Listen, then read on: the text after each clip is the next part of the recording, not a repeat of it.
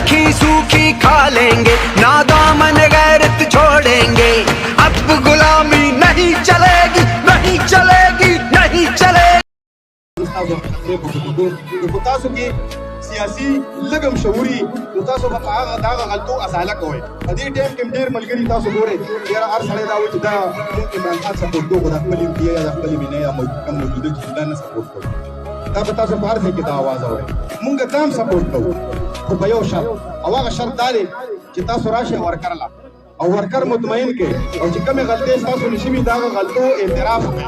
د هغه غلطو ازاله دا ده چې اول تاسو اعتراف وکړئ او بیا د دې خلکو په مخ کې دا ووایئ چې زما د ټیم د وجې نه یا د دې پلانکي د وجې نه زما دا کمزوري وه، د ده د وجې نه زما نه دا کارکونان خفه شوي دي، دی به ما سره بیا نه وي.